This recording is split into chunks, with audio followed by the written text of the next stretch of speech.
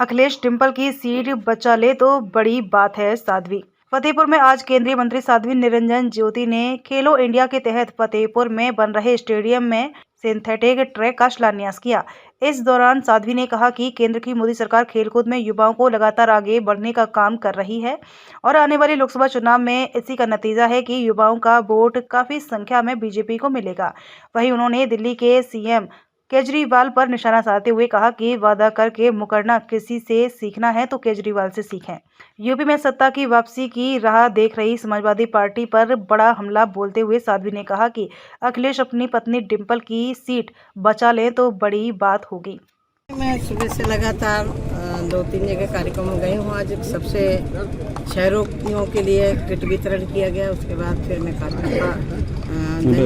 कार्यक्रम था, उसमें आज ये जो स्पोर्ट कॉलेज आप देख रहे हैं ये 2007 में मायावती के समय स्वीकृत तो हुआ था, लेकिन पैसा नहीं आया था। जब 2017 में हमारी सरकार बनी, हमारे खेल कूद मंत्री चेतन चौहान बने, उस समय फिर हमने जाकर के बात की और हमने कहा कि भाई किसी भी सरकार रही हो, उस सरकार ने घोषणा की कुछ पैसा लगा था, तो हमने कहा उसको पूरा होना चाहिए।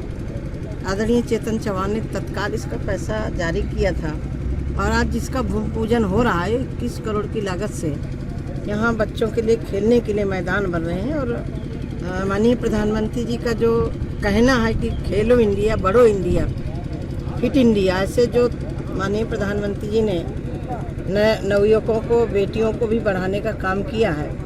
खेल जगत में 2014 के बाद से बहुत काम हुआ है और आप देख रहे हैं कि 2014 के बाद से खेल के क्षेत्र में हमारे देश के बेटे और बेटियां रजत पदक स्वर्ण पदक ऐसा जीत करके आ रहे हैं। तो जहां देश का हमारे खिलाड़ी बाहर जाके खेलता है तो देश का गौरव बढ़ता है।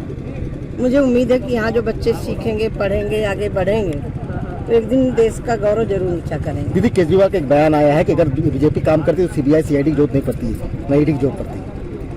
अब वो ईमानदार आदमी इस तरह की बात कर रहा है तो मुझे लग रहा है कि हास्यास्पद विषय होगा। जिस व्यक्ति ने कहा था कि मैं गाड़ी नहीं लूँगा, बंगला नहीं लूँगा, कोई सुविधा नहीं लूँगा, सिक्योरिटी नहीं लूँगा, और मुझे लग रहा है कि जितने के उनके आवास में पर्दे लगे उतने में एक गरीब की झोपड़ी मकान बन जाता। तो मुझे लग रहा है कि आज उनके 2 मंत्री जेल में हैं, एक सांसद जेल में है, तो कहे के मारे जेल में है। यानी अभी पार्टी आई और इतने लंबी छलांग लगा करके इतना हाई फाई प्रचार कर रही है। हम तो 10 साल से सांसद विधायक भी रहे, हम इतना हाई फाई प्रचार नहीं कर सकते, लेकिन वो तो किसी भी स्टेट में चुनाव होता है, प्रचार करने जाते तो पैसा किसका है। वादा करके मुकरना यदि किसी से सीखना है तो केजरीवाल से सीखना।